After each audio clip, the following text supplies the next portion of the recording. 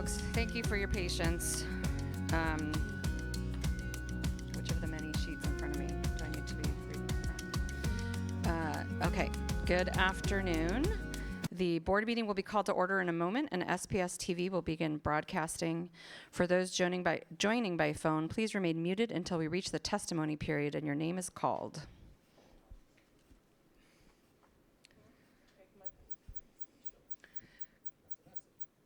Ellie, is SPS TV ready? Okay. This is President Rankin. I am now calling to the April 3rd, 2024 regular board meeting to order at 4:38 p.m. This meeting is being recorded, and again, thank you all for your patience as we had a previous session go longer than scheduled. We would like to acknowledge that we are on ancestral lands and traditional territories of the Puget Sound Coast Salish people.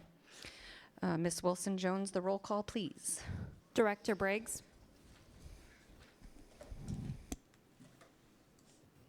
Present. Director Hersey. Here. Vice President Sarju. Present. Director Top. Here. And President Rankin. Here. I will now turn it over to Superintendent Jones. President Rankin. Thank you, President Rankin and board members. I will be brief today and want to just mention that in store for this evening, we have a continuation of our conversation regarding budget stabilization. During this work session, we will bring forward the proposed budgets for the academic year of 25-26.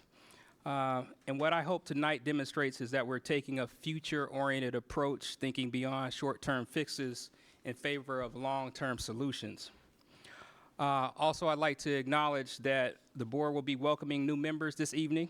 I'm feeling very optimistic as we embark on this new journey with new SPS board of directors. I believe that their perspectives and experience will enrich our decision-making and our governance process. I also want to just note that between Garfield High School and Nova High School on the tennis courts, there's a growing protest encampment right now. And so we're working in collaboration with the city to see what we can do to ensure that that doesn't become a sprawling entity and making sure our students are well taken care of. And so those are my comments today, being very brief, and thank you so much. And back to you, President Rankin. All right. We do not have a student member joining us today, so we do not have comments from them. We have now come to the board comments section of the agenda. In the interest of time, I would like to suggest that I make a couple of announcements for the full board, and I have an update on a couple of other items, and other folks may also have liaison updates that I suggest we will hold those until later in the meeting so that we can just, oh, I'm about to sneeze. Okay. Excuse me. So an overview of today's meeting. After testimony, we will move into consent agenda and then vote on our appointments for District 2 and District 4 school board directors. I want to thank all the candidates who have stepped forward during this process. The board was reassured during last week's forum and throughout this process that we have the strong support from the community for public education, for Seattle Public Schools, and for our work together to ensure that our system makes good on its promises to all of our students. For those joining us tonight and others involved throughout this process, thank you for your time, efforts, ideas, and your commitment. And following our votes on the appointments, we will have, well, we were scheduled to have a progress monitoring session on college and career readiness goal and a budget work session. Are we confirmed about? Okay, we're in light of the fact that that is a lot to cover in one evening, I am going to suggest we do the budget session and save the progress monitoring for another time, as in looking at the memo and presentation, there's not new information from the recently last time we had this presentation. So, but everybody who is interested can and should look over that memo and monitoring presentation as attached to the meeting minutes. We will just not do that together this evening. And then, but we will have the budget work session. Whoever is appointed, I hope that you will stay and listen or watch the recording, as we are time stops for no one, and these decisions have to happen when they have to happen. So I hope that you will stay engaged with us and the session tonight to prepare you for eventually being part of that decision making. Our appointees will officially take office during an oath of office ceremony tomorrow. And then, yes, I already noted that we'll do engagement and legislative other liaison reports later in the meeting. So we have now reached the public testimony portion of the agenda. Board Procedure 1430 BP provides rules for testimony, and I ask that speakers are respectful of these rules. Testimony will be taken today from individuals called from our public testimony list, and if applicable, the waiting list, which are included on the agenda posting on the school board website. Only those who are called by name should unmute their phones or step forward to the podium, and only one person should speak at a time. Listed speakers may cede their time to another person when the listed speaker's name is called. The total amount of time allowed will not exceed 2 minutes for the combined speakers. Time will not be restarted after the seated two speaker begins, and the new speaker will not be called again later if they are already present on the testimony list or waiting list. If you have your time ceded to you and prefer to retain your place on the testimony list or wait list, you may do that. The majority of the speaker's time should be spent on the topic they have indicated they wish to speak about. The board expects the same standard of civility for those participating in public comment as we expect of ourselves. And as board president, I have the responsibility of interrupting any speaker who fails to observe the standard of civility required by Board Procedure 1430 BP. Staff will read off the testimony speakers. Thank you. Good afternoon. The first speaker on today's testimony list is Craig C. Scholes. Craig will be followed by Jesse Clayton and then James Parker.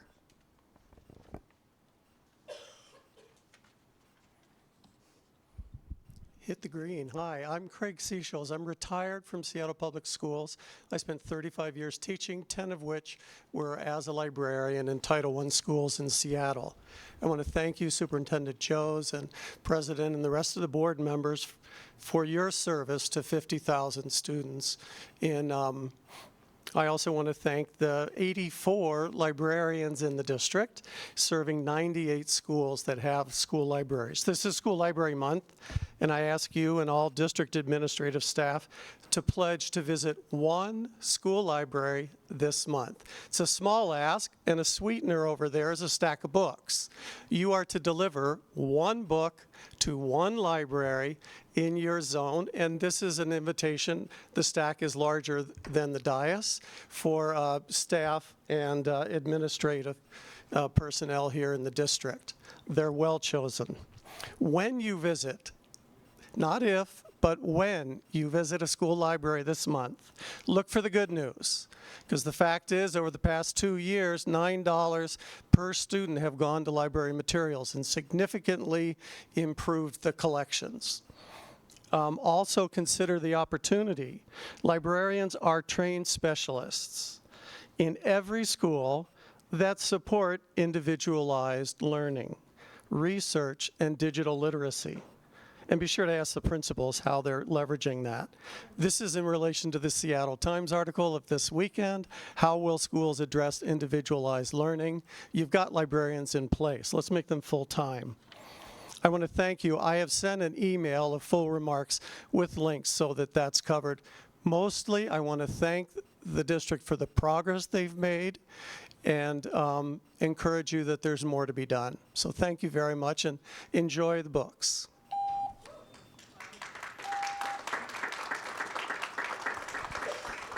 The next speaker is Jesse Clayton.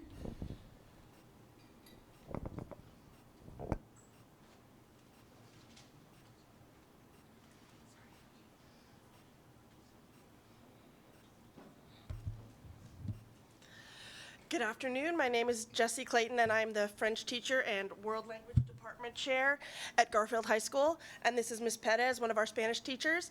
I'm here to advocate for increased support and protections for world language programs across the entire Seattle School District. The district has allocated us less money for next year, even though Garfield's enrollment is not projected to decrease. And now our World Language Department is being cut for the third year in a row.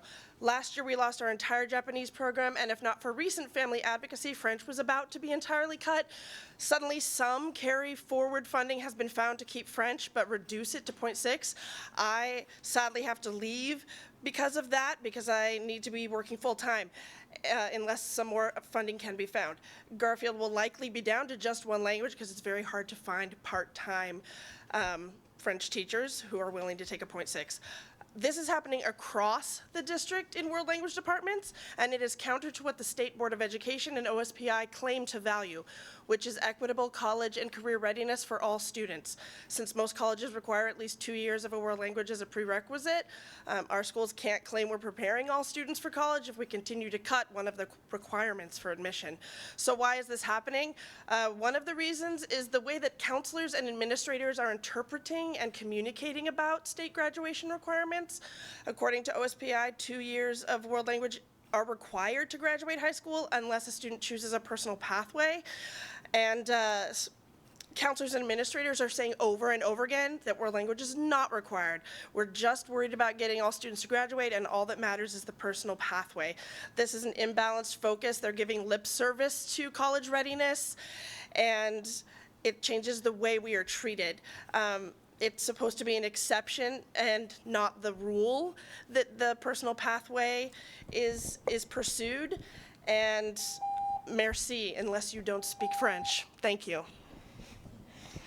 The next speaker is James Parker. After James Parker will be Carol Palacios, and then Angie Alfonso Romero.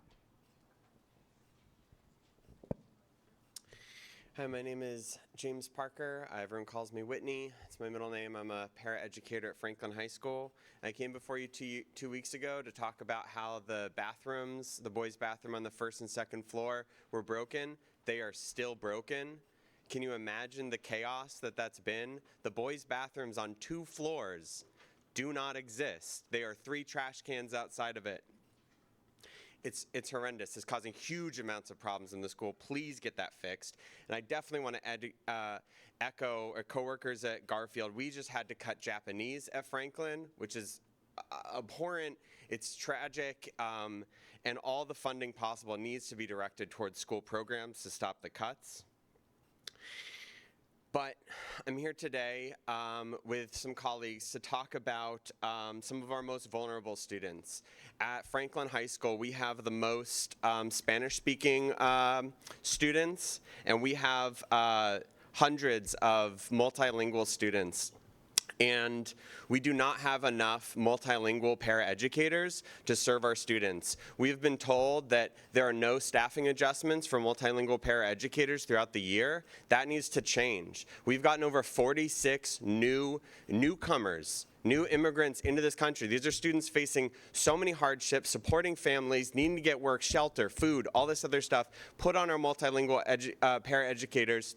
And on top of that, they're being told no new staffing for the whole year. This is the population that most changes throughout the year, right? If we want to be a welcoming city, we need to do at least quarterly staffing adjustments for our multilingual paraeducators. That is so, so important. I know we're facing it big. I know other schools are facing it. Other educators will tell you more about the situation that's happening. Thank you for your time. Please, quarterly, at least, staffing adjustment for our multilingual paraeducators. It's so, so important for our most vulnerable students. Thank you. For speakers, please feel free to reintroduce yourselves as you come to the podium. Apologies in advance that I will not be getting all the pronunciations. And Carol, do we have Carol at the podium? Perfect. That's me. Okay, my name is Carol Palacios. I'm from Franklin High School, and we would like to take a moment to address a growing concern that has been in our minds for a long time. At Franklin High School, we deeply value the quality of our students' learning experience. Over the past couple of years, we have observed a significant increase in the number of Spanish-speaking students, and this trend will continue. Since September, we have welcomed 37 new Spanish-speaking students, along with 6 whose main language is Maya Quiche and 3 who speak Portuguese. This brings a total of 46 new students who understand Spanish. In addition, it's worth noting that we are welcoming new Spanish-speaking students weekly, up to 7 new students in a single day. We believe it's important to address this situation to ensure that all students, no matter their language, have access to a quality learning environment. We aim for a balance in the support for students across different language support. The current influx of Spanish-speaking students creates challenges for our instructional assistant. With the increases demand, Spanish IAs have to support multiple classes in each period, which often results in limited individual attention for students. This situation is impacting the quality of education provided, and it's breaking our hearts.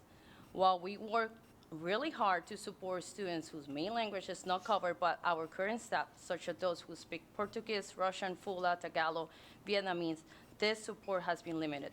Students lacking appropriate language support experience communications gap and have a lower education outcome compared to their peers. To address this issue, we have asked for help from other students to support us with new students who don't speak the language of any other staff. However, this approach affects their education and cannot last for a long term. We are understaffed and we are working extra support for our students even to our lunch. These are our most high need students, meaning need housing, work, food, and mental health support. Thank you.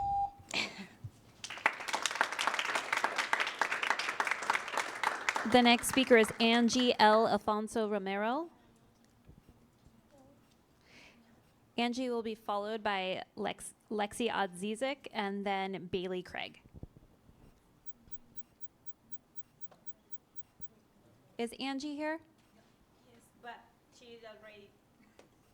We are like the bilingual Spanish IA, so basically. Yeah. Thank you. We're moving to the next speaker. Yes. Lexi Odzizik. Close, Lexi Avjacek, thank you. Good afternoon, everyone. I am the school counselor for multilingual students at Franklin High School. There's one of me for 360 students. Behind me is the hardest working group of people that I've ever met in my entire life. I'm here today to speak on 2 simple asks that would greatly improve the outcomes and transition of newly arrived multilingual students to Seattle Public Schools, and more specifically, Franklin. As you've heard from my colleagues, MLIAs must be adjusted throughout the school year. Allocating language IAs at the beginning of the school year and only them severely underserves our students, as we have welcomed, just only today, 69 new ML students, most of whom are brand new to the country. That's a rate of about 2.5 new students every single week, totaling more than 350 ML learners total in our school. We need more MLIAs to keep up with the pace of this growth and whose language reflect those of our students. Secondly, having ML students consistently arrive on the same day in a week would help our program immensely. Right now, students show up whenever, often multiple days a week, multiple times a day, and our intake process is thorough. It includes an interview that details personal and academic history and needs, getting students school supplies, including a new laptop, many of which have never used before, a tour of the school, introducing them to crucial staff, getting them a schedule, including teaching them how to navigate a cafeteria, preparing them for differences in an educational system depending on their country of origin. At best, it takes 3 adults at different times, all pulling us from our other duties, supporting all of those other students, and the classrooms that many of us should be in. The mission of Seattle Public Schools strategic plan states that SPS is committed to eliminating opportunity gaps to ensure access and provide excellence in education for every student. It is my belief that these 2 asks are simple and in alignment with that strategic plan. So I would love to hear what we can do about that. Thank you so much. The next speaker is Bailey Craig. Hello, I'm Bailey Craig, and I'm a science and ML teacher at Franklin High School. At Franklin, our robust program for multilingual learners is one of the many things that sets us apart from other comprehensive high schools and is something we are deeply honored and proud of. Seattle Public Schools is committed to eliminating opportunity gaps to ensure access and provide excellence in education. As I'm sure you're aware, this is the mission of the district, and the vision is that all students receive a high-quality, world-class education and graduate prepared for college, career, and community. For many Franklin students, particularly in our ML program, even being able to attend class with consistency is in conflict with what they need to do to attain their basic survival needs. While we have an incredible student and family advocate and half-time social worker, getting our students connected with food, housing, internet access, glasses so they can actually see in class, and immigration learners has become a role that all of us have taken on in various capacities simply because of the volume of need, and the sensitive nature of some of these needs means that students seek out adults they can trust. When our staff have expressed the reality of our situation and reached out for relief or support, they've been told that they need to set better boundaries, that these things are simply not within the job description of an instructional assistant, that when families in crisis come to our building seeking help from a school community member they know and trust, we should instead be using Linguistica. Yet the district's strategic plan also states that we will meet our mission and vision by creating healthy, supportive, culturally responsive environments and by directly and consistently working in partnership with families and communities who represent students of color. Therefore, not only does the directive to just say no seem antithetical to the district's purported values, it is also in direct contrast with our humanity as educators. We, in particular Spanish-speaking instructional assistants, are simply spread too thin. Much like each school's special education needs are reevaluated throughout the year to ensure students' legal right to a free and appropriate education are met, we need the same for ML. To date, we have welcomed 69 total students in our ML program since our IA allocations were determined at the start of the school year, and not only have no adjustments in our staffing been made, but it's apparent there's no clear plan for what schools can do when their need for ML support changes significantly during the course of the school year. Students with complex needs are arriving to us every week, and we're not the only building experiencing rapid and consistent changes. The next speaker is Julie Chella, who will be followed by Sabrina Burr and then Eric Feeney.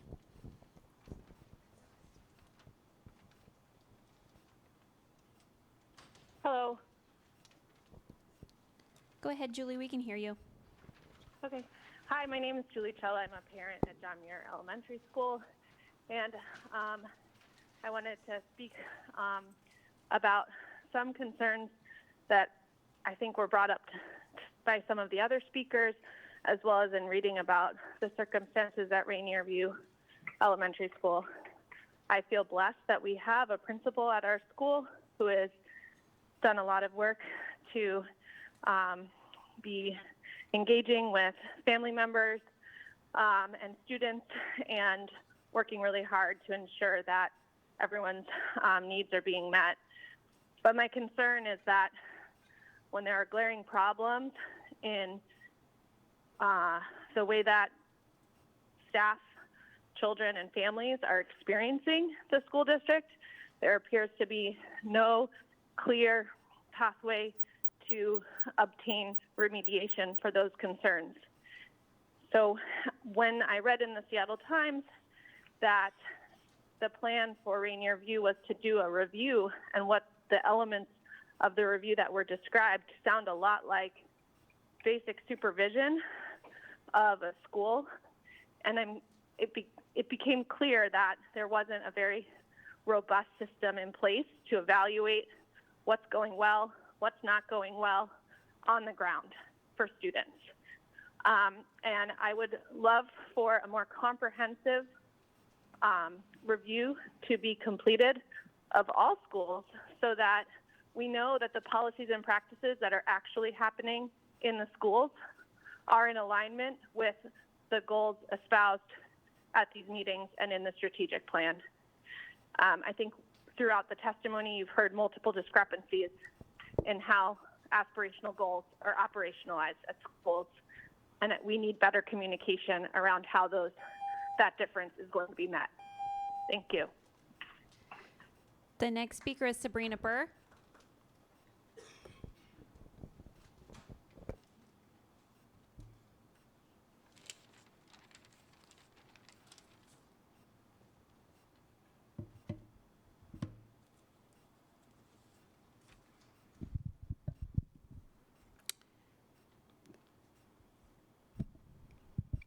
Good evening. My name is Sabrina Burr, as all of you know.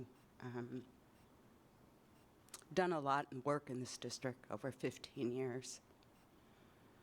and where we are kind of makes me sad. And the Maasai warriors have a saying, how are the children?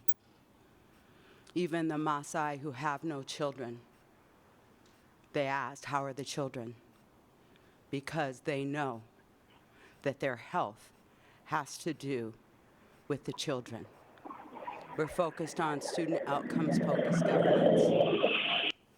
But what does it look like as a district if we start asking ourselves, how are the children? And we start listening. I won't talk about Rainier View, but I do have a question about Rainier View, and that is, how are the children? What are we doing for them? Not to harvest information, not to put them in an adult situation, but to bring in people for friendship circles, just for their feelings, with no agenda, not trying to get information. You have Rachel Crosco right down there at South Shore, the counselor who brought Ruler to Seattle Public Schools, the one my daughter had to go back and tell, thank you for all the social emotional literacy. I navigate spaces, I talk to people of power, I give children their voice because of what you gave me. We have the tools. Right here is a book from pre-K to Cleveland High School of all the educators, because I wanted my daughter to be poured into by the educators. But let me just tell you, out of all the people from pre-K to 12th grade, the number is 12. It was only 12 adults that saw her. You think she's a success story? She's not. You guys failed her. So I asked you, as we unroll student outcomes focused governance, we also asked, and we listened without agenda in the way that they need it, that we asked how the children are. And then when they tell us, we listen and we respond with action. Because right now, most importantly, our children are not well, and we are all the answer for them being well.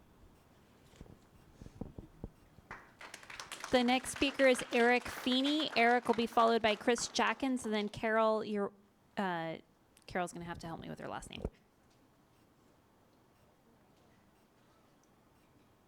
Is Eric Feeney here? Eric Feeney, going once. Okay, we're going to move to Chris Jackins.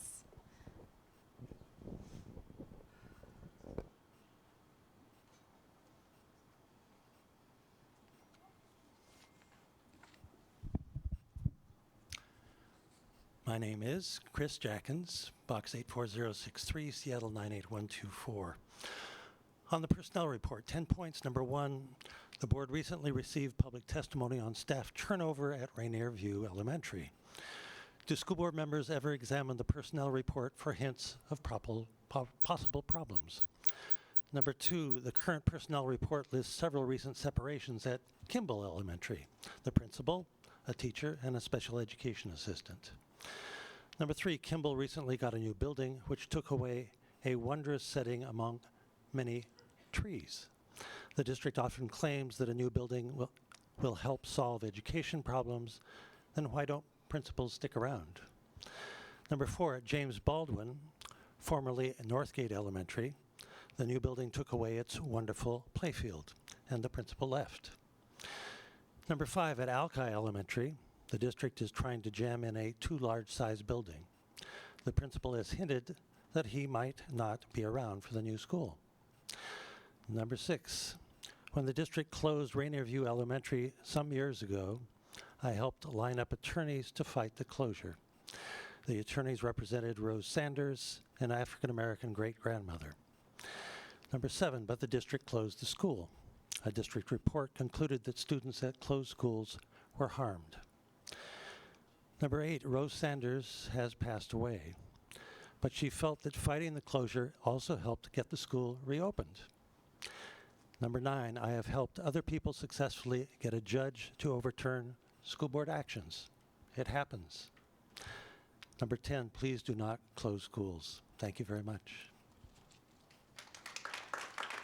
The next speaker is Carol. You're out. That was good. Terrell. Hi, I'm Carol Terrell. I'm here with two separate safety questions. The first one is about the Alki rebuild that you want to do. I would love for someone to explain to me how you're going to take 542 students and take those 42 preschoolers and get them picked up and dropped off on a single lane road without any life lost. There's no way we're going to be able, there's no additional buses, there's no parking. How are you going to do it? In the past, we've had several near misses with 325 students. So that's my first safety question. My second safety question is about the SPS website states that 1 in 7 students will be assaulted by a fellow student, 1 in 9 will be assaulted by a teacher. I'm wondering why there isn't a standard protocol addressing these assaults. One principal chose not to document anything, and so the person was passed on. The second time, the assaults were reported. The principal's choosing to move at such a glacier point. The abused will have to attend school all year long with the abuser. Why don't they transfer the student out of the classroom? Because there's other victims in all of the other classrooms. So I'm wondering why there isn't a standard protocol that all principals can follow, since it seems to be hit and miss. Thank you very much. I'd love some answers. That was the final speaker on today's list, but I'm going to do one more check. Eric Feeney, not seeing Eric Feeney in the room. Okay, President Rankin, that concludes today's testimony list.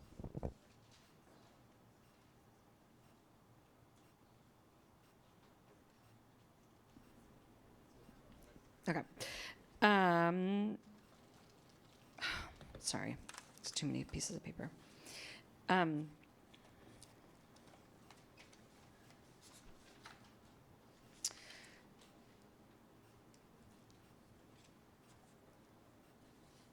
Sorry. That does conclude our public testimony for the meeting, and thank you all for your comments. The format of public testimony doesn't allow us to directly respond from the dais, but we have your names and contact information. We have now reached the consent portion of today's agenda. May I have a motion for the consent agenda?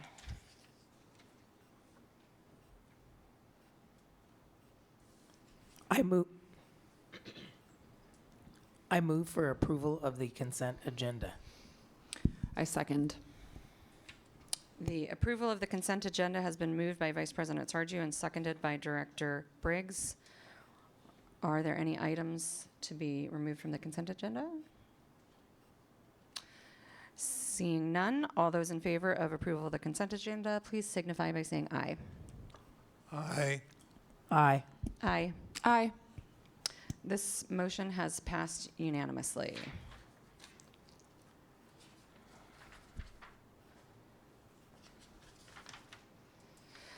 We will now move into the 2 action items before us tonight. Appointment of District 2 and District 4 board directors.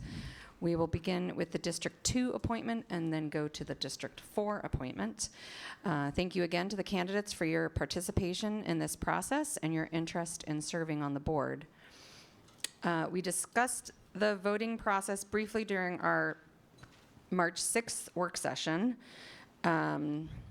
This process will be consistent with our process for electing board officers. So it's not new, though it will not be identical to how the board approached the last appointment. Regardless of the process, the result that we need to achieve is to get a minimum of 4 votes to approve each appointment. Even though there are 5 of us sitting up here because of, so it's not the majority of those sitting, it's the majority of the full board if it were full.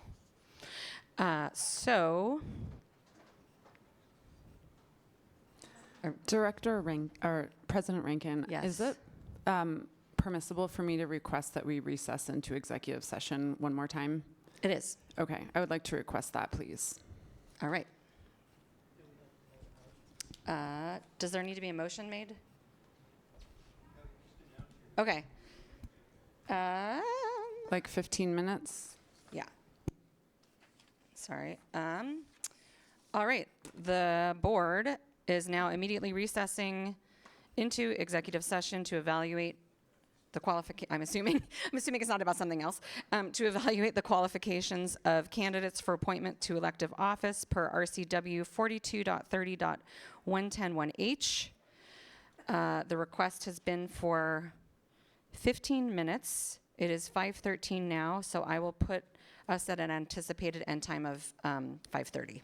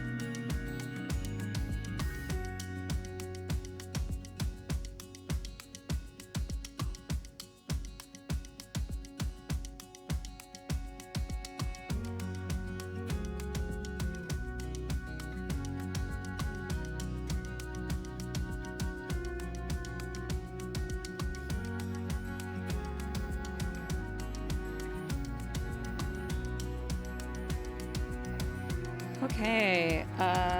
Do I have to exit? I am recessing us out of executive session at 5:31 p.m. Did I do that right? Okay.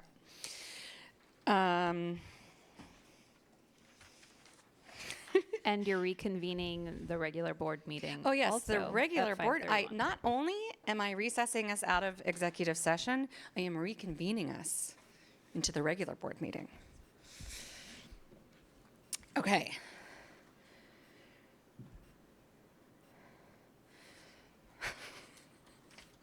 Ellie, there's two different things here. Wait, not those.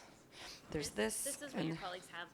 This is you walking them through the Thank same. you. This Okay. is their cheat sheet. You don't need it because you have. Got it. Thank you. All right. Now moving to our two action items. Appointment of the District 2 and District 4 school board directors. We will begin with the District 2 appointment and then move on to the District 4 appointment. I may have already read this before we moved into executive session, but thank you again for everyone who participated in this process and your interest in serving on the board and supporting our school district and students. So here is the process. I will take first nominations for the District 2 seat. Nominations are limited to one of the 4 finalists. You can't nominate a whole brand new person. That were selected at the board's March 13th meeting. We don't require anyone to second, but if somebody wishes to, you may. I will, after all nominations are made for a position, I will close nominations, and then there will be an opportunity for directors to discuss or provide additional comments. Ellie, when somebody nominates, though, they can say something at that point too, or do we just do nominations by name and then all comments? If we are mirroring your election process for board officers, it would just be get all the nominations out there and then make comments next. Okay. I believe. Okay, thank you. Voting will be conducted by a roll call vote. Oh, I'm sorry, I skipped a step. So I will open it up for nominations. We will close nominations, and then we'll have comments on those who put forward nominations. After comments have been concluded, we'll vote for each position in the order the nominations were made. Will be conducted by a roll call vote, and voting will conclude when one candidate gets 4 or more votes. So, in summary, for each position, and we're going to start with District 2, nominations, discussion, vote. If no one receives 4 votes, the candidate or candidates receiving the fewest number of votes will be dropped from consideration, and we will start voting again. If we end up with a... Wait, what does this mean? We won't drop a candidate? Oh, if there's like a 2-1-1-1 split, we'll just have to talk about it and vote again. Okay. Nominations are now in order for the office of District 2 School Board Director. Before I ask for nominations, Ms. Wilson-Jones, would you please read us the 4 names, just because we keep getting flipped around between District 2, District 4. So before anybody nominates, could you please read to us the names of the District 2 candidates? I can, but I'm going to embarrass myself by needing to pull that up really quickly so I don't further embarrass myself by transposing people's names.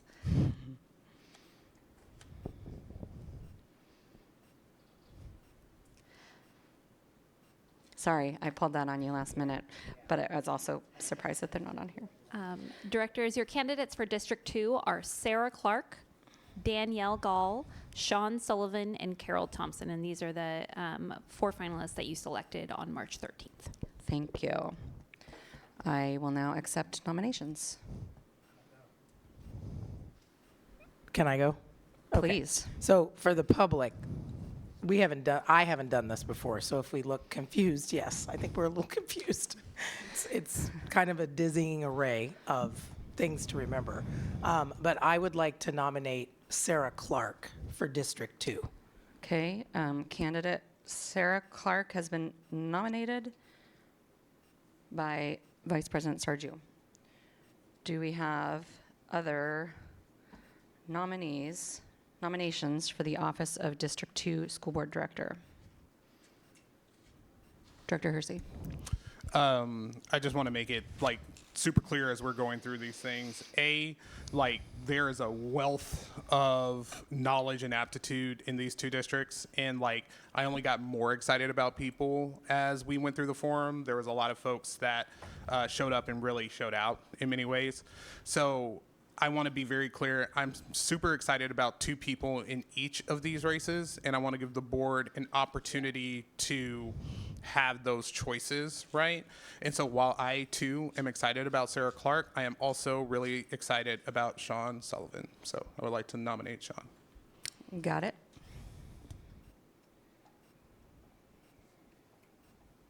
Okay.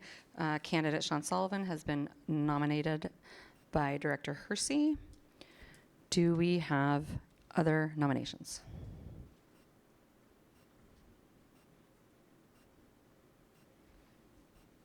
Seeing none, I will close nominations for District 2 Board Directors and invite directors to comment on those they nominated. Vice President Sarju, I know it's weirdly formal and awkward, Yeah, and hopefully we don't have to do this again anytime soon. I don't do this very well. I want to echo what President Emeritus Hersey said. I had to just do that. What Director Hersey said is the quality of the candidates were stellar. And I had two people in mind. I'm not going to say who that is, but it's different than President Hersey, or Director Hersey. I'm used to calling him President Hersey.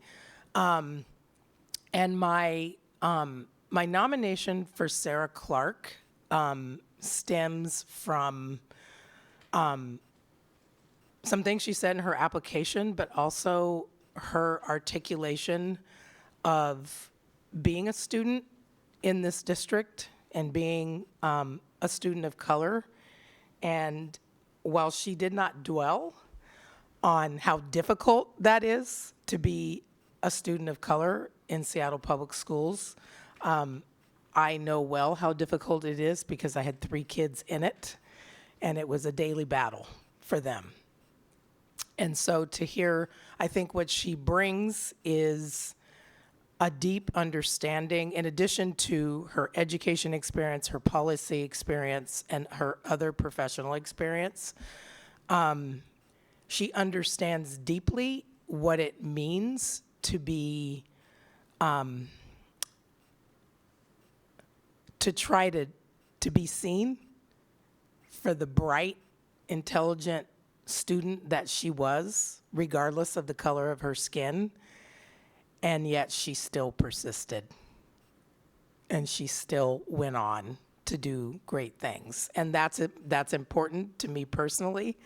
I'm much, much older than her, but I understand at a very deep level. And so that lived experience in this district, in Seattle Public Schools, which is its own thing, spoke to me.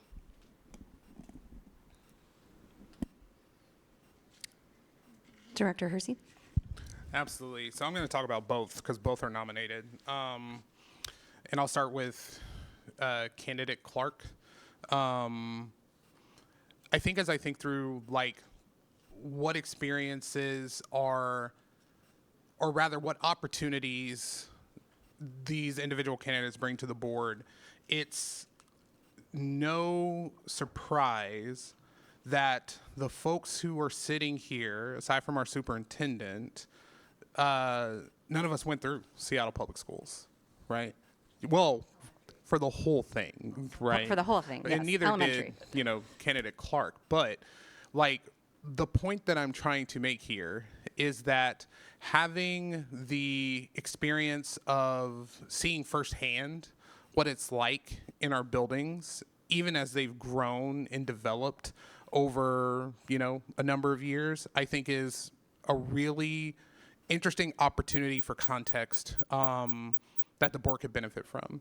I think that, based on what I saw at the forum, there's a clear understanding of so important for me, the inner workings of the district or the technical capacities of what it takes to be a board member. While those things are critical, I think there's also an understanding of how to have all those things and hold them in balance with what makes us all individual and what really gives us kind of the aptitude and hunger to do well for kids, right?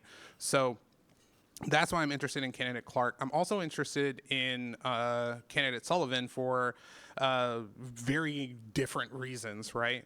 I think that having a process-oriented person or someone who's got the ability to approach problems in a way that was articulated during the forum, similar to candidate Sullivan, is also a place for opportunity of the board.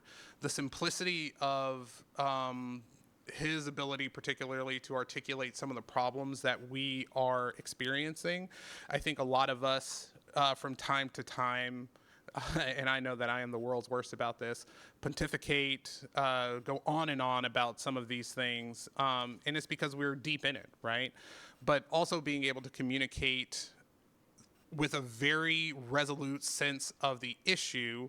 One of the things that really stood out to me was when we were talking about having the question about the budget, and he characterized it very simply, which is how it usually goes in my head but never comes out of my mouth, is like, you have two options, right? You either reduce cost or you increase revenue. And those are the two options we have, right?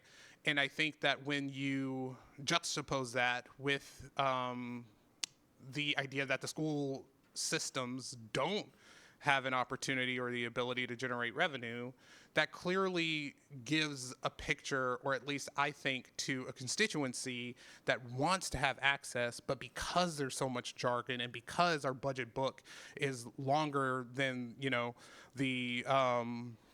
the Lord of the Rings trilogy half of the time, that having someone that can communicate and articulate those types of really big ideas in a really digestible way, I think for that part of the city particularly is also of interest. So those are just really small vignettes of why I'm excited about both of these candidates, but I'm even more excited for our board to kind of weigh out between those two folks who we think should represent District 2.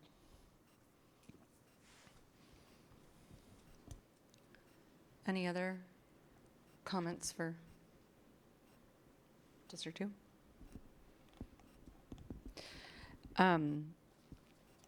So for both positions, it's April 2024, and these seats are both up for the so something I think is important that I just want to state is we essentially, because of there's not special election procedures for school board, there's not any other process to have the public vote on this. The biggest, this essentially was an interview in public.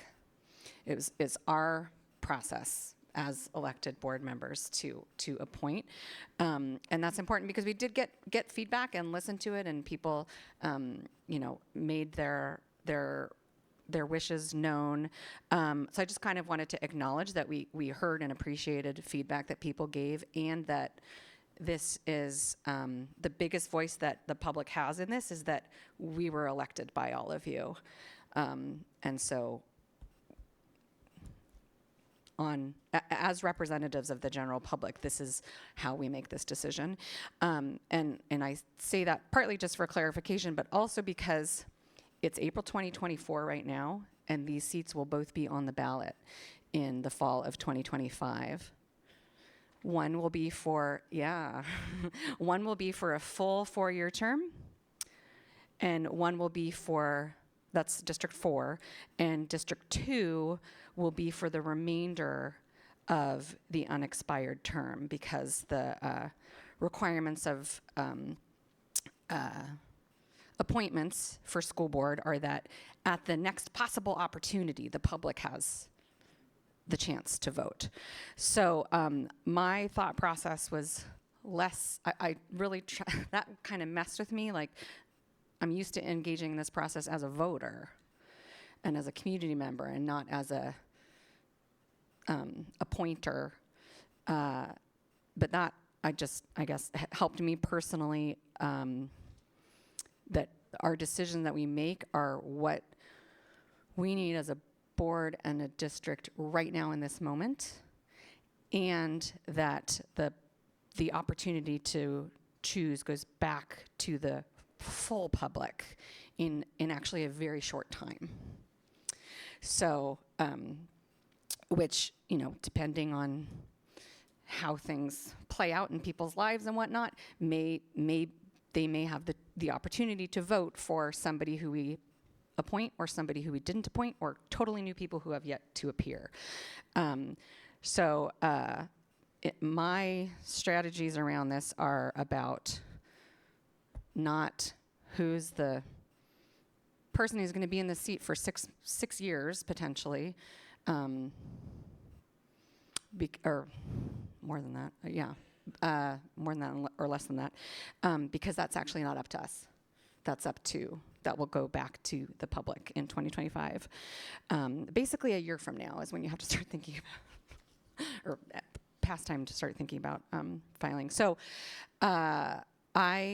given that too, I could see for District 2, I didn't make a nomination, but I want to acknowledge the 2 candidates that are here, and hope that you will continue to stay engaged, and I will be reaching out to you after this to see how we can keep your passion and caring and intelligence and desire to support our kids coming along with us. So thank you to you both. That's more than enough words from me.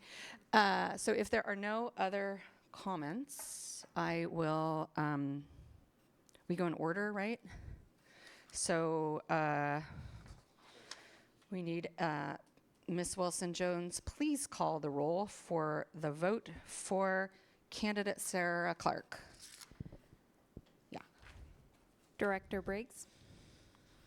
Aye. Director Hersey? Aye. Vice President Sarju?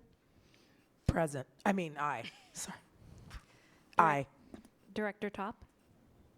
Aye. And President Rankin? That's 4. Aye. The nomination of Sarah Clark for the District 2 School Board Director appointment is approved unanimously. All right. Congratulations and welcome, Board Director Sarah Clark, District 2. Board Director-elect oath of office will take place, yes. Board Director appoint. We appointed her. She's, yeah. All right. This whole meeting has weird vibes. I'm just gonna say. I don't know if it's me. If it's me, I'm gonna try to shake it off. Okay. So nominations are now in order for the office of District 4 School Board Director. And Ms. Wilson-Jones, would you please again read the names of the nominees for District, or the candidates for District 4? The finalists and the 4 candidates for District 4 are Gabriela Gonzalez, Joe Mizrahi, Rochelle C. Olden, and Laura Marie Rivera.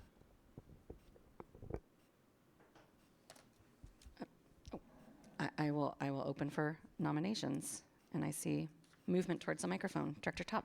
Yeah, I would like to nominate Joe Mizrahi.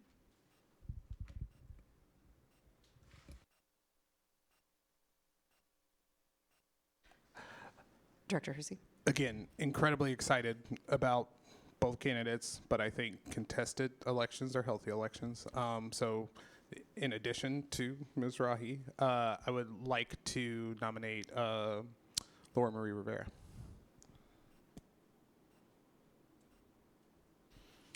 And I would like to nominate Gabrielle Gonzalez.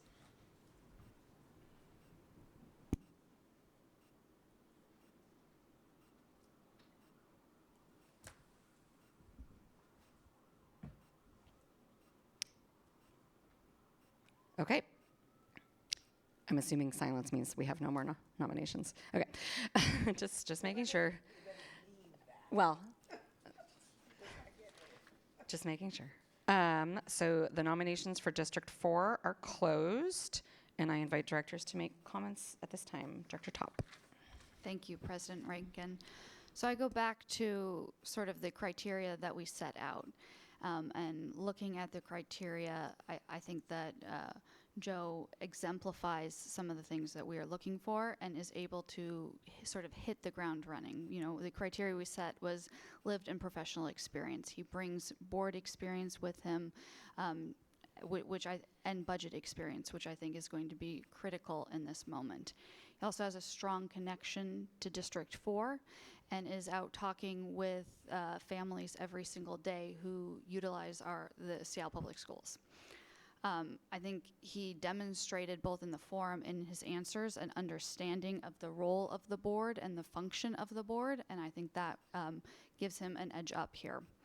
I also think that he understands the equity analysis and the targeted universalism that we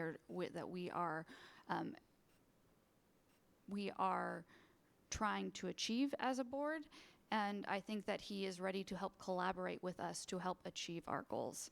I heard a lot from community members about all the wonderful qualified candidates that we have, and this process has been really enlightening and exciting because we do, President Rankin, need to reach out to these folks and make sure that they are further involved in helping our district. But I think that Joe stands out from the rest, and so that is why I nominated him this evening. Director Hersey. I want to echo everything that Director Top just mentioned. And as I look at, like, District 4 is well represented. Not to say that District 2 is not, but I found myself really struggling because, like, there were so many.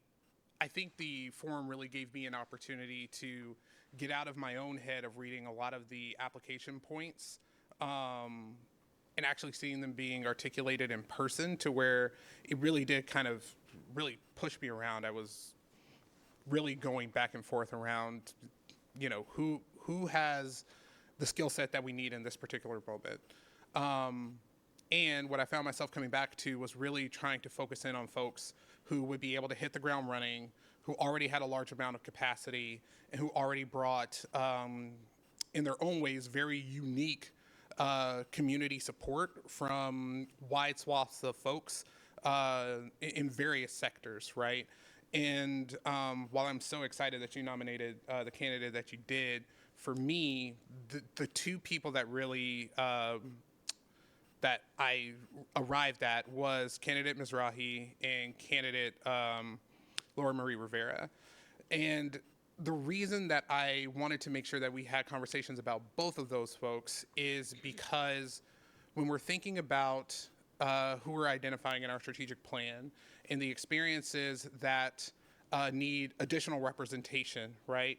And not just like having like, because I hear a lot of the conversations that have been coming as like, oh, well, you already have that type of person on the board, and like there's already this and that. And I was like, yo, we all have like similar overlapping experiences. We're not limiting ourselves to, you know, we're not one-dimensional beings. When we're bringing people to the board, it really is a whole package.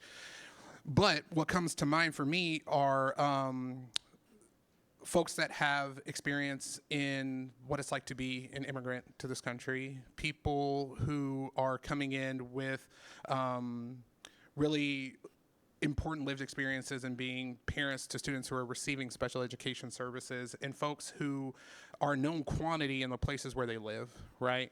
And I think that Laura Marie Rivera presents a very strong case in that area, but I also think that candidate Mizrahi presents a strong case as well. So I'm excited that we're taking the time to review both of those candidates. I think we would be lucky to have either one of them, or quite frankly, anyone who was on stage for either of these districts. So we have a wealth of talent and not enough seats at the dais at this phase. So my 2 cents. Director Briggs? Yeah, not to sound like a broken record, but I truly would be jazzed to work with any of the 8 candidates that we ended up with. It is a little bit of a tragedy that we have to narrow it to 2. And I just really appreciate everybody who stepped up, because it is hard to put yourself out there. So with that said, I wanted to nominate Gabriella because I felt like I was so impressed with her responses at the forum. And I also feel that she represents a lived experience, the fact that she's a Spanish speaker that isn't currently represented on the board, that would be really additive. And I just really liked how much I felt that she was very grounded in an understanding of what is really important about the job that we're doing. And yeah, I just was generally really impressed with her. And that's all I have to say. And again, was really impressed with everybody.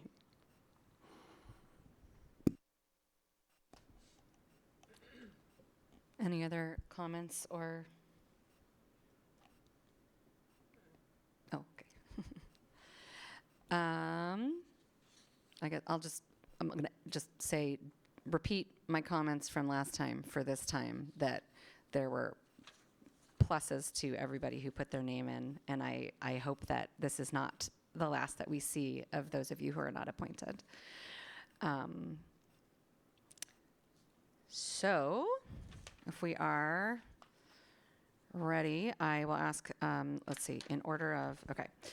Ms. Wilson-Jones, please call the roll for the vote for candidate Joe Mizrahi. Director Top? Aye. Director Briggs? Aye. Director Hersey? Aye. Vice President Sarju? Is it Joe? Aye. Sorry.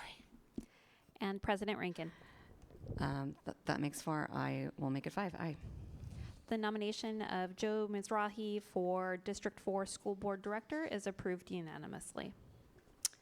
Congratulations on your appointment to District 4 School Board Director, Joe Mizrahi. And thank you, everyone. We look forward to swearing in our new directors tomorrow.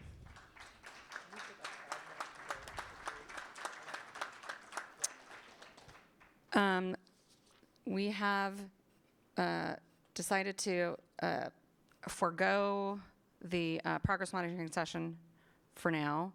We have a budget work session. We have, I have some other updates and comments. So would everyone, before we get into those other things, would everyone like to take a break? Okay, it is 6 o'clock. 6:05, 6:10? Okay. 6:10, and why don't, at 6:10, let's just start at the work session tables. Thank you.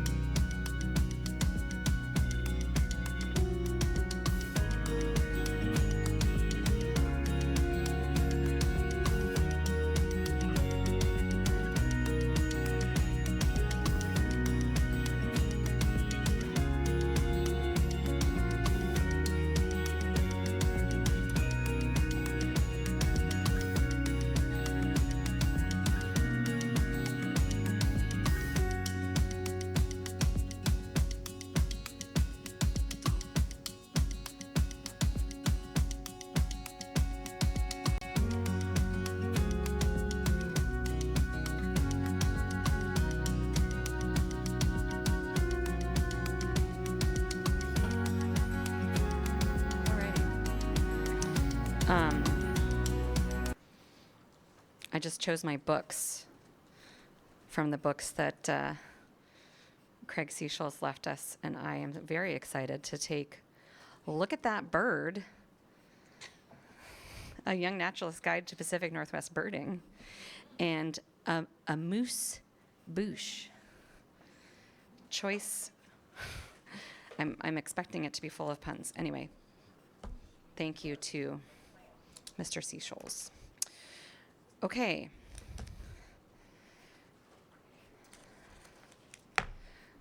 We are past our consent agenda and action items, and in work session time.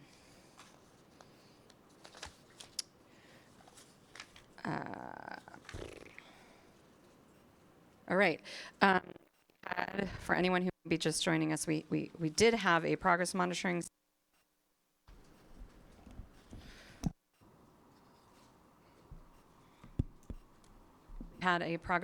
session scheduled for college and career readiness goal. We are going to come back to that at a later time, but the memo and presentation are full of good information and are available for anyone who may wish to, and I hope does wish to review that.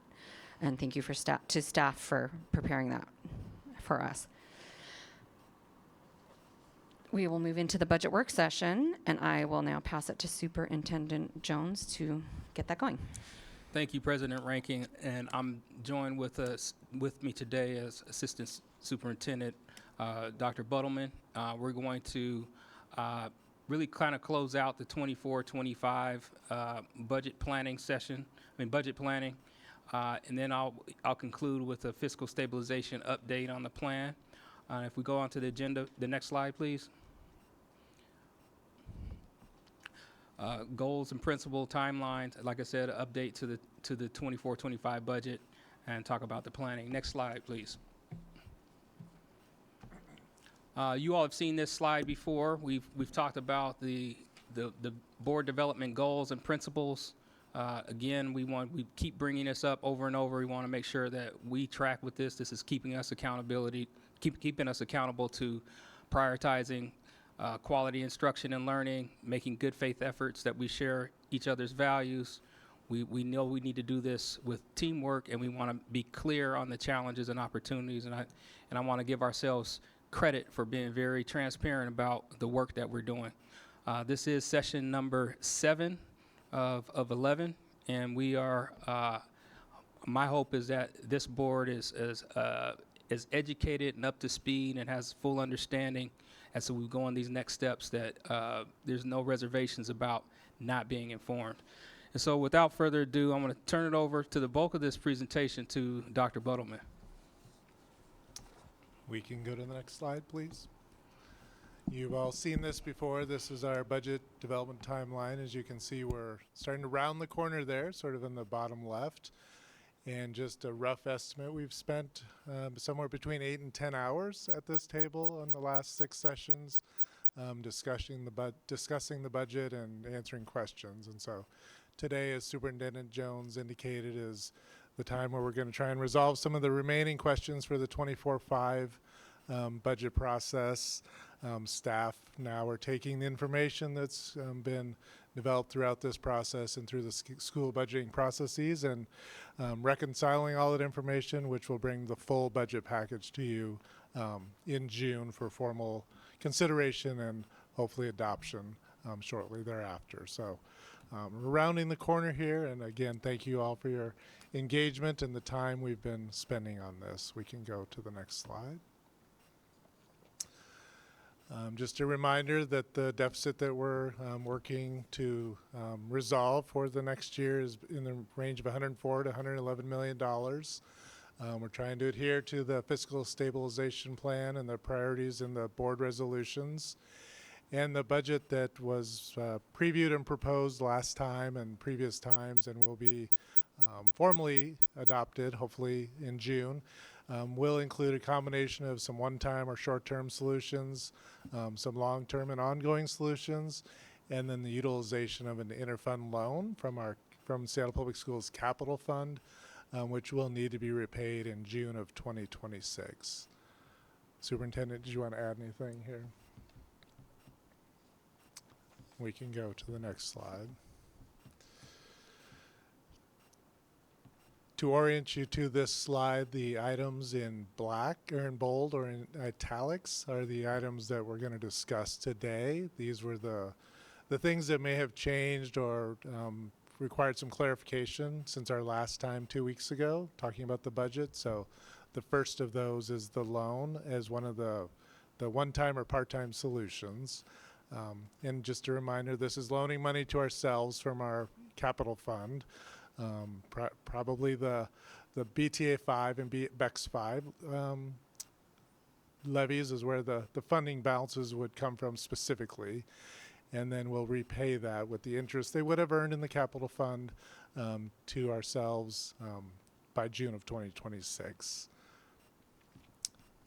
And that amount has changed slightly since last time we'll see it, and we'll get to that when we get to that slide.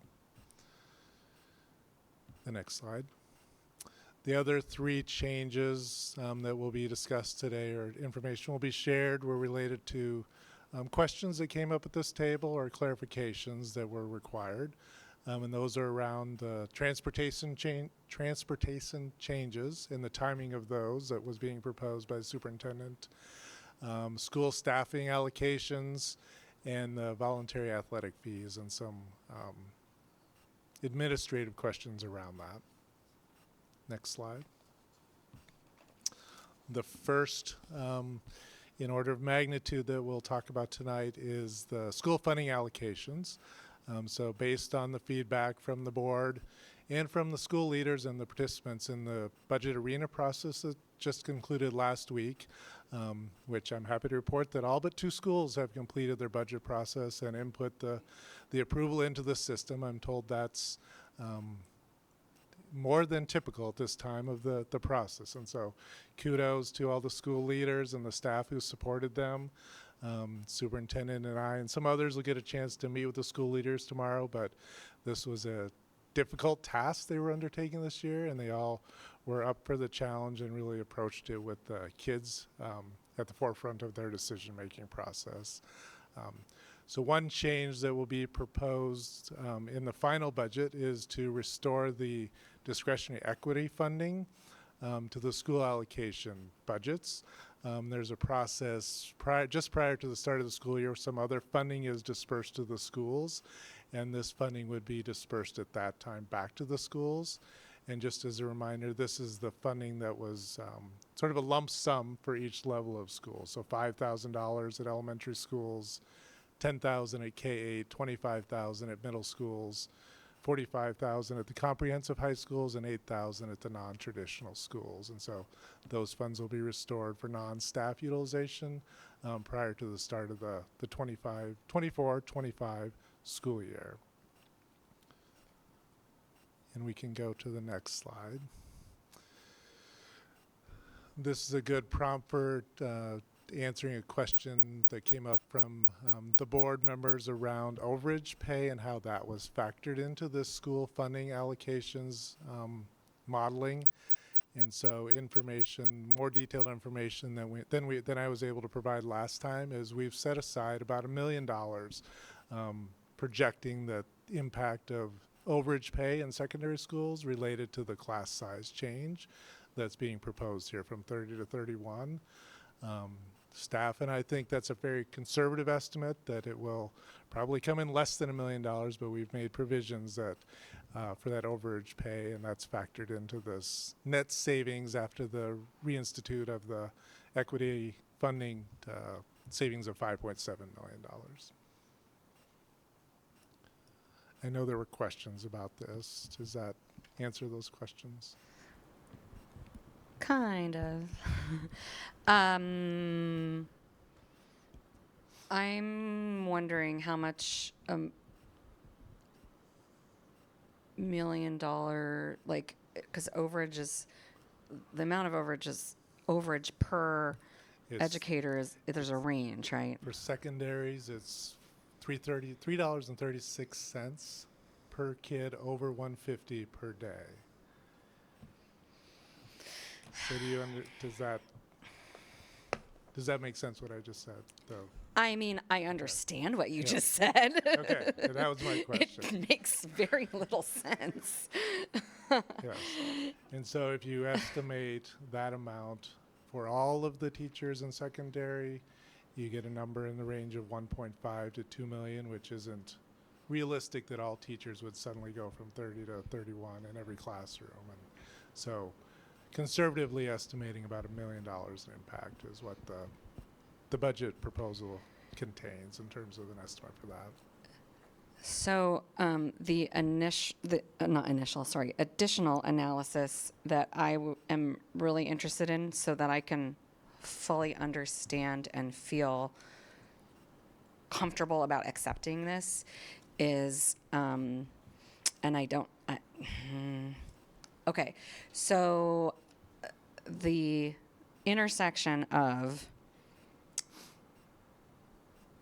where we're increasing, this seems, okay, this is a budget solution, and I don't know that it's necessarily a service to student solution, and I would like to understand that it is. And I can explain that a little bit more. So we're hearing about, and I think what I really want to understand is what's anecdotal and what's actual. So hearing about language reduction, world language program, or world language access, which is a graduation requirement, music programs, any kind of other, like I'm talking about basic education, I'm talking about just regular classes, not things that are after school. What is the impact of increasing the staffing ratio on the number of courses able to be offered because we've actually taken an adult or more than one adult out of the building? And does the savings, does it actually pencil out that it's like how many people can be in overage before it costs the same as another teacher? Because I guess I'm having a hard time understanding really what the actual impact of this is. In theory, it makes sense. In actuality, I'm wondering how it's connected to the classes that are able to be offered. I mean, if that's one person, that's 4 or 5 class periods a day that are no longer available. And maybe that doesn't limit maybe that's not connected to the language offerings, but I feel like it might be. And so, and maybe that's just short-term pain because of the situation we're in, but I would like to understand that we don't find ourselves in a situation where for the amount of overage pay that's being expended, we may have done better to just keep the class number down. And without knowing how many people this, I don't know, I want to see a little bit more of it makes sense in theory. I don't know if I'm making any sense. I don't want to find us in a position where we actually end up spending more in overage when we could have been providing more in classes to students for the same amount or less money. And if we have enrollment projections by building, I would think that wouldn't be impossible to calculate, at least a really good guess. But I could be totally wrong. I don't want to be in October going, oh crap, we reduced the services and we ended up spending more in overage than we thought we were going to. And I don't know if there's any way for you to say 100%, but I would like to have like one more level down of how many schools generally go into overage, based on current enrollment projections and current staffing allocation. We should be able to look at those numbers and know already how many teachers per building will be in overage based on the projections. So I'd like us to know that number is lower than keeping 30-to-1 class sizes. I think. Am I President way Rankin, off? I absolutely understand your question, and I think there are multiple factors that go into it, and I'd like to maybe get back to you on how we do the calculations, because there's several things going into. You're specifically focused on the moving the staffing ratio up from 30-to-1 to 31-to-1, and I think there's multiple impacts that has, and so it's not just a 1-to-1 ratio around overages, and so let us work that a little bit, and we can get that back to you right away. But I don't want to speak out of turn without having that analysis at my fingertips, and so we'll commit to getting that to you. And there's another complicating factor around the enrollment decline as well, and so we're trying to tease that out of some of these data as they're literally being finalized in the last couple days, and so that's another thing to try and tease out of this. Superintendent, do we anticipate bringing back building level information? Because a lot of this is site specific decision making as well, and trying to tease out what was caused by this or what was some other building decision. Well, and I know we're looking at difficult class ratios, but the actual overage is not how many students are in front of you in the classroom, but how many you engage with throughout the day. So even that isn't like. So not building by building, just the aggregate. Okay. Yeah. Right. A little, and I don't want to say, well, show us how you did that. I want validation. I think I want numbers validation to be like, okay, I understand why this is, like, I fully understand, even if I don't like it, fully understand why this is the recommendation. And right now I still feel like I kind of understand why it's the recommendation, but not quite enough to be like, I can, even if I don't like it, feel confident in my understanding that of the several uncomfortable options, this is this does make sense.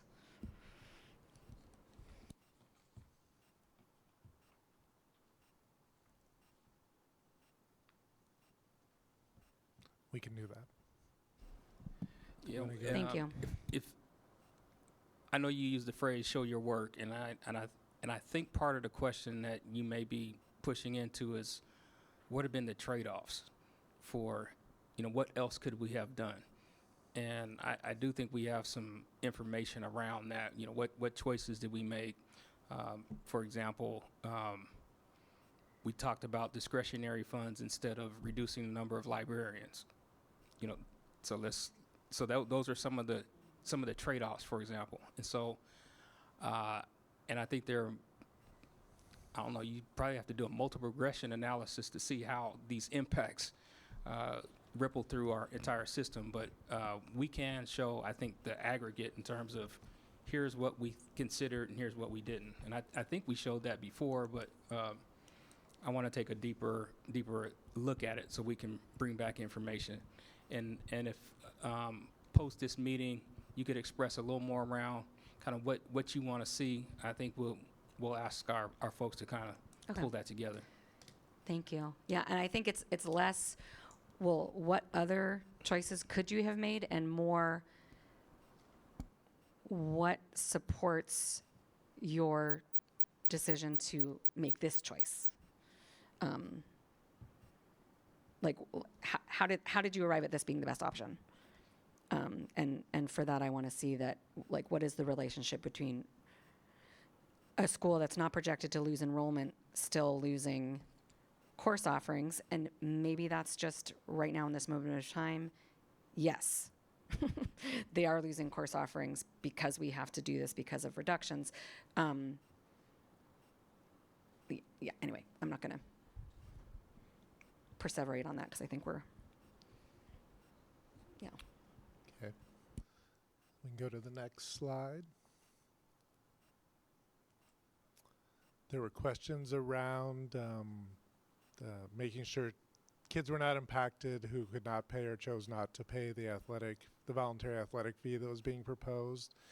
And we have worked with staff and the vendor of the school pay system to ensure that we can make sure that that's not information that's widely shared and won't be an impact on students' participation. So we're confident we can implement a system that for collection to ensure that students won't be prevented from participating in this. And then there was a question on timing, or discussion about timing on transportation changes.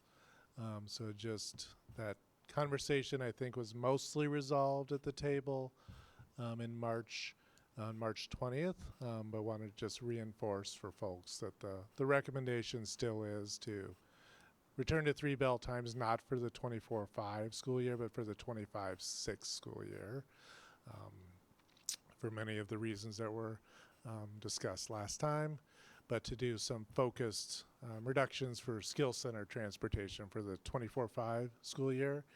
And I know the principal has been communicating and working on that with families who participate in school center, anticipating changes there.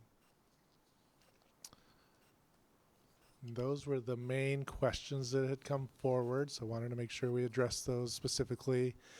Here's a somewhat updated version of this. The loan amount that's being projected has changed a little bit, primarily due to the change in the equity allocations being restored. We're still sort of sharpening the pencils on some of the other inputs to the system. The 111 million deficit. I think that 36 million will be the high water mark in terms of a proposed loan when we get to the finalization of all of this, but wanted to show sort of the highest number that we anticipate currently the loan to be, but it likely would be somewhat less than that when all is said and done at the end, but didn't want to go there until we're certain as to how that will end up. And then just a process check here. As I said earlier, we're sort of rounding the corner where staff are really busy reconciling the $1 billion budget inputs and gathering all that information. June 10th is when the budget book, the public hearing on the final full budget will be presented, and then anticipating a board vote on that July 2nd. And one note there, the loan that's contemplated in the budget proposal, the approval of that will need to be prior to June 30th, which is before July 2nd. So staff will have to work with the board and the superintendent's office on how best to facilitate those two things that are very Sorry, can you say connected. that? I missed the first part of what you just said. We need to do the actual loan approval by June 30th, but the current budget vote is July 2nd. And so since those are so connected, we'll have to navigate how best to facilitate that between now and then. Got it.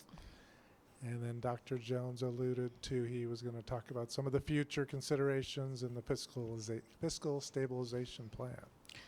Before we go to that, can we do a quick whip around if anyone has? Yeah, I can go real fast. So I appreciate, I think last time we had a budget conversation, I think I and Director Sarju commented about the disappointment that seeing the equity allocation disappear. I appreciate seeing it back. We'll say one thing that I'm disappointed in and I want to see next time as we go through this budget process is working on our timeline, because budgets went to schools before we sort of had an opportunity to give direction, really. And that means that these equity allocations aren't going to go into planning for right now, because it sounds like school budgets are done, and it sounds like the equity money then goes more towards the fall. It also makes decisions on the staffing ratio more difficult, because I think it would be an operational obstacle at this point to change that. And I would like to understand I think Liza, to your point, what the on-the-ground implications are, understanding there's enrollment issues in that, projections in that too, but what that actually looks like on the ground, the impacts to the kids in the classrooms. So just thinking for the future, the timing of those and making sure they're better aligned, I think would be helpful. Yeah, so thank you. And we certainly don't want to get ahead of the board on these critical decisions. In our planning, we tried to make sure that we didn't do that, but obviously we weren't clear. We did not flag this as something that we needed to bring to your attention. And so duly noted, and we will endeavor to, in subsequent years, make sure that we're in front of that. And so we may have been moving too fast, or we may have not highlighted things along the way, but I'll own that in terms of us improving our process. I think the board can actually take a piece of that too, because, and we were actually just talking about this at the break, as we lean into pushing the district into having the required annual budget and the forecast, which we're about to talk about, and not thinking just year to year, but working with the board more into out years, and as we are more focused on our role in governance, we should be able to be more clear through things like the financial guardrail policy and other priorities about what our expectations are before the budget process even starts. I think historically there's a general idea that we want to support kids and have them learn, and it's sort of a back and forth, presenting something to the board and hoping they'll be okay with it, but the board doesn't really tell you ahead of time what they will be okay with or not. And so it's a little bit of a this kind of alternating one step, two step, and then we get to the time to approve the budget and the board says, no, we don't like it, we're not going to approve it, when in reality, by the time we get to July 2nd, we're actually just approving all of the things we have already been talking about. That's not a new decision. That's like a final acceptance of what we're doing right now and what has been happening in budget work sessions iteratively. So if we are more clear as a governing body about what will or will not be acceptable, and you're starting from that instead of, kind of taking a best guess about what 7 individuals may or may not be okay with. I think this year is progress. We have done that. It has been more collaborative and clear, and because of the timing of the way that budgets go out to buildings, they have to be able to know that kind of sooner. But the clearer we are in our direction to the superintendent in policy and with our goals and guardrails, that cascades through, anything that comes to us should be aligned with those expectations, if that makes sense, which will hopefully mean that we're not saying, we don't think we like that idea a whole lot. You should already have a pretty good idea of what will and won't be something that we want you to consider, or what information is important for us to know related to that, and especially as related to student outcomes. Yeah, so I think the combination of clear expectations, us anticipating the operational constraints that we have, and planning accordingly, I think we can get to an improved process. And again, it is not our intent. Our intent always has been to be as transparent as possible. But we'll work out those kinks for future presentations, and we still owe you the information that you asked for as well. So we'll get that. And one other thing I want to ask about is,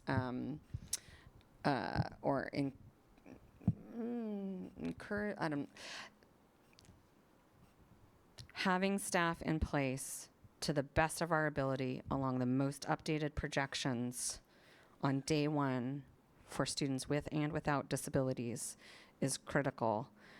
And so if there is an update to enrollment in June, I would like to know, I don't need to know the details about it, but I would like to know that there are considerations being made to update budgets based on the most recent enrollment, so we do not have students, especially in special education classrooms and needing services, without their adequate support on day one because we understaffed.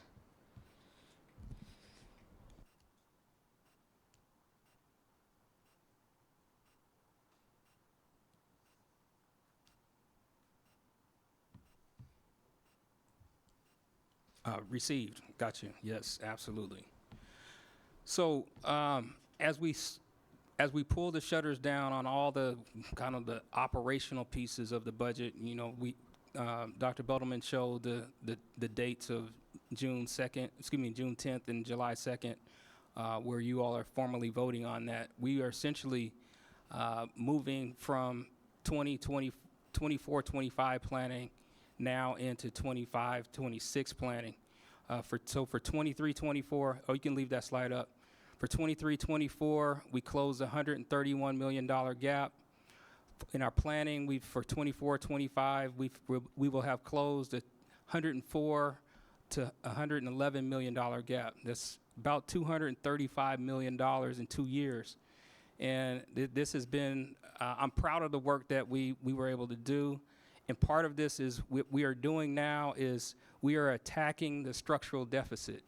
And this was our expenditures and our revenue did not match. We had help from the federal government. We had help from the state. Those funds are no longer available. We've been riding with a structural deficit for many years. We just had means to be able to close those gaps or even mask those gaps. But this is the first time that I believe we're going to be that we're going to actually come really close to closing the structural deficit. So that's a big deal for us. Now, along the way, we did take out loans against our own assets, and we're gonna need to pay that back.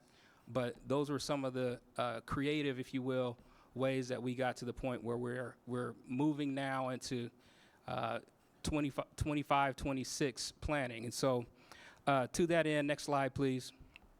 As we did for the previous year, we had a resolution, and the spirit of the resolution was to really give the superintendent and team tools and possibilities to pursue in order to reconcile the budget. And we did that in the previous year, and we've done that this year. And included in this year's resolution, we had an item around 25-26.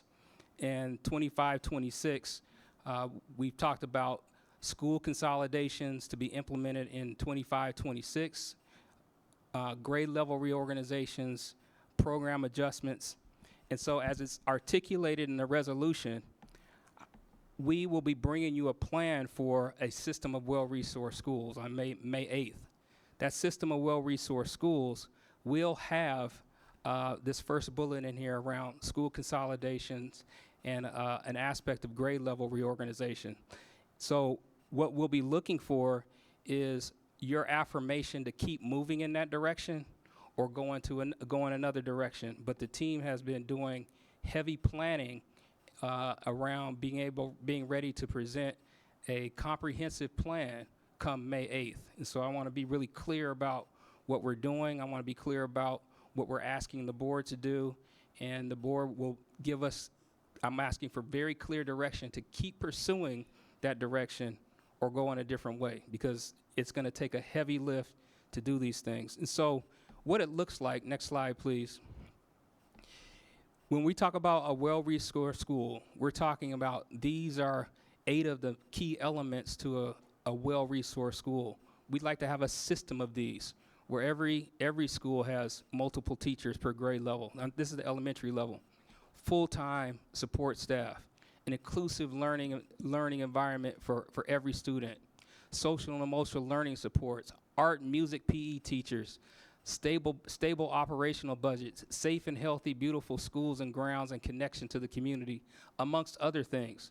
And this is the rendering from what our community told us around well-resourced schools. And so this is what we're going for. And if you think about year 2030, which we're projecting is the end of our next strategic plan, we'd like to be able to see, at least at our elementary levels, every school have this as something that our families are excited and eager to go to, because we will have all of these built into the structure, our budgeting, our levies, our strategic planning, that this is what these are the outcomes that we're seeking. And so just wanted to be clear around, we're moving from now kind of the budget to a system of well-resourced schools. And budgeting is one factor that we need to have. We need to have that stabilization in order to do these things. But I want to really cast our gaze on this as kind of our North Star, if you will, of where we're going. And so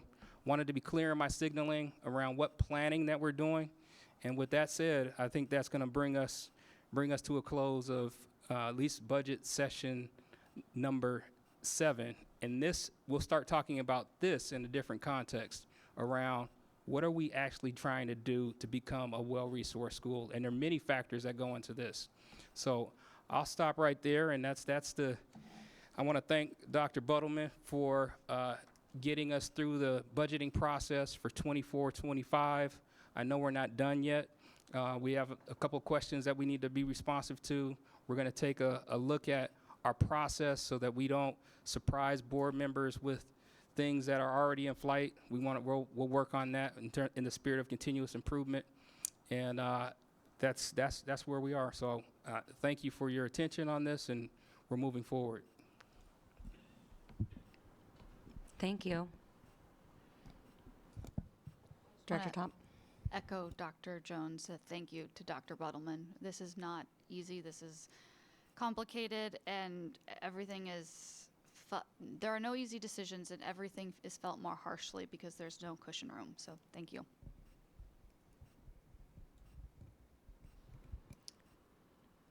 Yeah, I think even the choices that we don't want to have to make, the 5 of us, and I think our soon to be joining us 2, will continue to be committed to being clear and understanding that we're trying to support the long-term health and well-being and sustainability of our school district and its ability to provide education for every child. So it's going to get rougher after already many rough years. But yeah, and and you just chose to be here not that long ago, Dr. Buttleman. And same with you too. So yeah, thank you. Is there anything that you need from the board prior to May 8th? I mean, so we've got maybe some more information, hopefully that will come to us before then, but do you need anything else from us before the next time we are here? I encourage you to ask as many questions as you want to. The more you ask us questions, the more we can refine what we're trying to do. Our planning is always in motion. We're always evolving. And so, again, trying to have no surprises. And so if there are things you're wondering about, curious about, scared of, let us know so that we can try to be anticipatory of those in advance of May 8th. All right. Thank you. Thank you.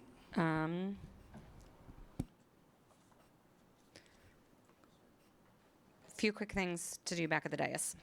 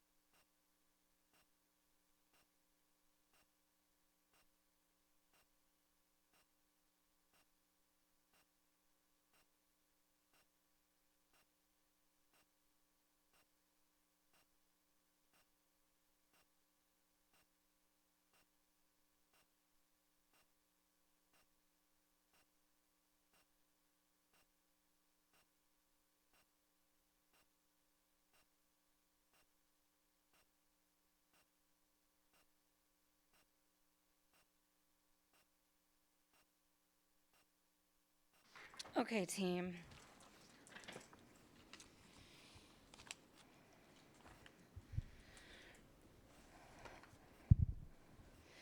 So the next thing on the agenda is board evaluation. We don't have a time use evaluation for March yet.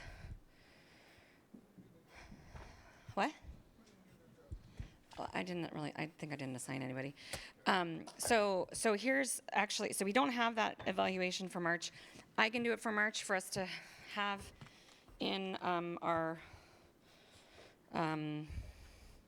materials in the next April board meeting. Yeah. Because of Passover. Yeah. Sorry, guys. Yeah, I mean, Passover is 8 nights long, but it's just the first couple nights are, yeah. So, I don't know, Directors Top or Briggs, in your training, have you all gotten to time use evaluation yet? No. Okay, so I'll do it.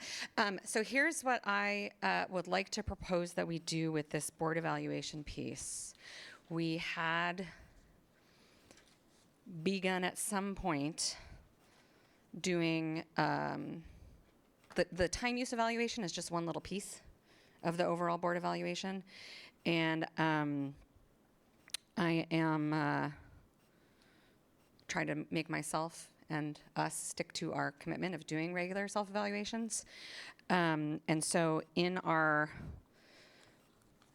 adopted framework, you start with kind of quarter zero, and we do quarterly self-evaluations where we just check ourselves. These are the things we've committed to do. How do we do on them in the last few months? I know Director Hersey started that practice with us, and we've had many different things happening, and it doesn't matter. We've somehow lost track of that, and I am going to propose that we call April 25th the new quarter zero, and I will work back into our calendar the regular progress, or board evaluation. It's not a huge chunk of time, but if we don't do it, it won't happen. So I'll do the time use evaluation. I'm happy to, if anybody wants to look over my shoulder, if you want like it's not that complicated. It's just a matter of it's not even a theory. The research shows that how we spend our time matters. And we want to push ourselves to spend more time talking about student outcomes than we do talking about other things that are not the purview of the board. And the goal eventually is to have 50% of our time together being spent on things that have directly to do with student outcomes, which is goal setting, guardrail setting, and monitoring on both of those. And so we can see how we're doing on that by looking at our time spent together as a whole board over the past month. We'll look month over month and look for trends and try to push ourselves. So, but that's just a little part of it. That's the part we've been consistent about where we've lost the quarterly evaluation. So I am proposing and asking you all to help hold me accountable to make sure that I implement that into our agendas. If I forget, or if it's not there in the next 2 weeks, ask me what happened to it. Because we just, it seems like one more thing, but it's really like we have all the reasons in the world not to do that. And that's actually what will help us move and advance in our effectiveness for our students. So that's that. I also wanted to reflect back on the community engagement work session that we had a couple of weeks ago. Following that, Dr. Jones presented me with a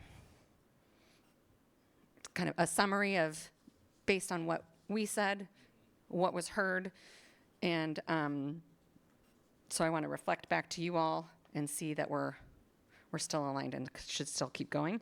So basically what came out of that work session is that building off the work of the ad hoc community engagement committee, and next steps out of that is that we will work together and with staff to do a long-term regular thing and an immediate short-term thing, which I can't remember how much we touched on, but I'm going to tell it to you now.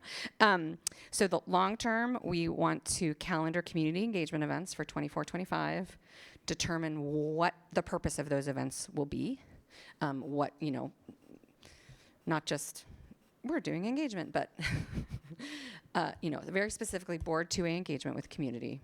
Calendar those, determine what they're for, what we talk about, and what support we may need from staff to help us do that effectively.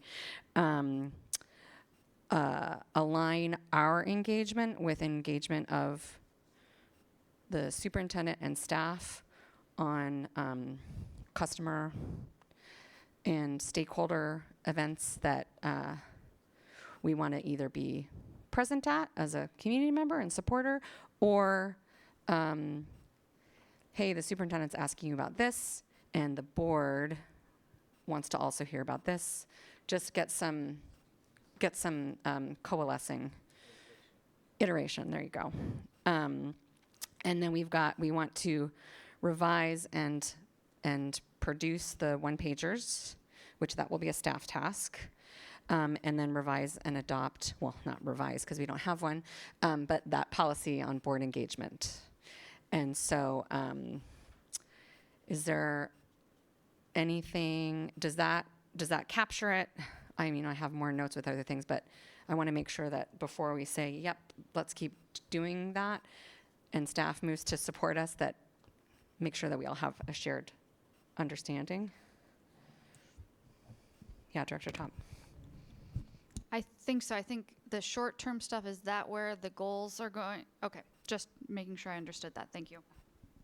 Yeah, sorry, I didn't mean to tease that and then not say it, but I'll come back to it in a second. Yeah, President Rankin, I just wanted to clarify the one-pagers that you all desire to have were really around the role clarity of the board in trying to kind of have a campaign, a marketing, education around the distinct role of the board. And so I think that was the intent of the one-pagers, correct?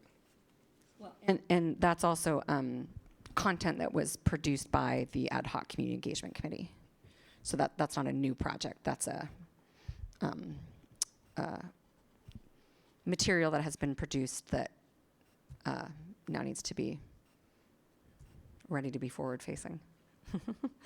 Okay, and then in the short term, we have the opportunity very quickly to kind of put ourselves and this to the test, which is, so when I was elected president, I imagined that this would be how we would be starting, January, and then other things have transpired, and now we have to get back to our job of recognizing that the current strategic plan is expiring, and it's our responsibility to set goals to direct the superintendent on behalf of the whole community about expectations for the school system, and give him the guidance for the strategic plan, the next strategic plan. So when we have our 2 new directors seated, this is my proposal, is that for goals and guardrails engagement, after we get back from spring break, we run engagement specifically around goals and guardrails, so student outcomes, from the entire Seattle community, mid-April to mid-June, about 8 weeks. And then at the end of June, have a full-day board retreat where we will take everything gathered and reflected to us from the community on goals and guardrails, and we will sit together for a day, look through all that data. Staff will, of course, support us in collecting and aggregating data, and we'll develop our draft goals and guardrails, which will be the basis for the new strategic plan. So the proposal that I have is that we, the superintendent is already doing another set of well-resourced schools, which is really about what do families and students expect from a school. It's about the inputs into the system. And so we can come alongside that and say, in service to meeting what outcomes that the whole community expects. So we can do some coordination with that. We can do, have asked staff if they can support us in collecting information based on a set of questions through an online tool of some sort, Thought Exchange or some kind of other thing that we would all be able to share out and have access to, and go to a PTA meeting or community meeting and say, hey, you can go here to this website, or here's the QR code, whatever that is, and do outreach based on getting what we need to be able to develop the next set of goals and guardrails. And so if that's going to be, you know, it's a short-ish period of time. It is a doable period of time if we are ready to do that. And then the idea would be to have the draft goals and guardrails before the July break. And then they'd go back out to community for confirmation. Based on what you told us, this is what we heard are the priorities. Here are our draft set of goals and guardrails. Let them sit for a little bit. Let people say, like, no, that's totally way off, or yeah, that feels right based on the information that you got. And then when we come back in August, September, we look at the superintendent will then be responsible for setting interim goals. Then we look at those together. Are those a reasonable interpretation, and do we think those will indicate progress towards our goal, yes or no? Introduce a final version, and then adopt it. And then we'll be able to give to the superintendent, here are the goals and guardrails for the 25-30 strategic plan. Let us know when you have a plan that you want to bring back to us that we can approve. So if that makes sense and sounds good, I will continue to work with Dr. Jones and staff on getting us set up with steps to go forth.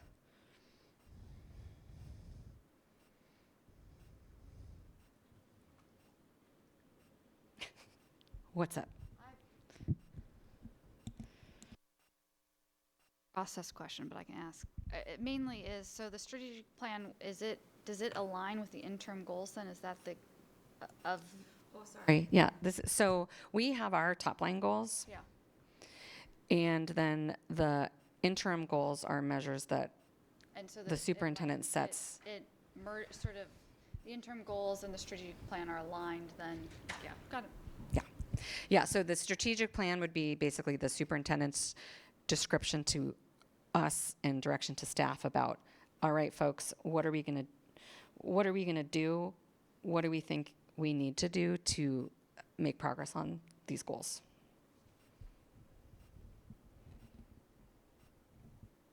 Okay? Yeah, we're the what, he's the how.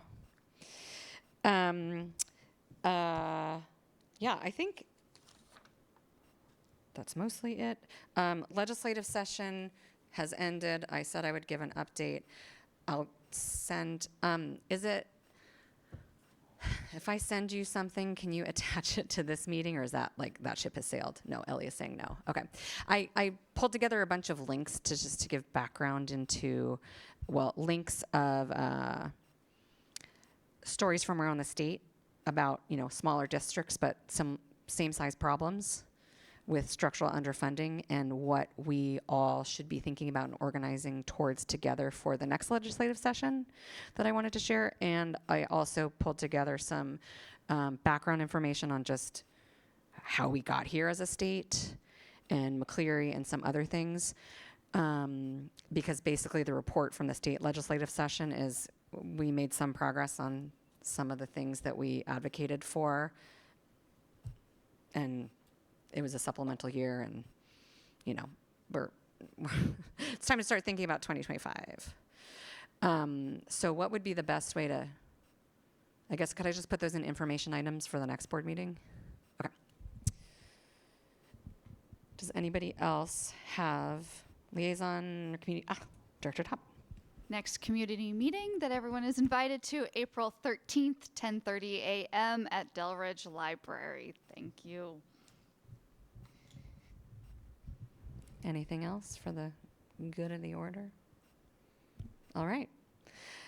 There being no further business to come before the board, this meeting stands adjourned at 7:09 p.m. Thank you and good night.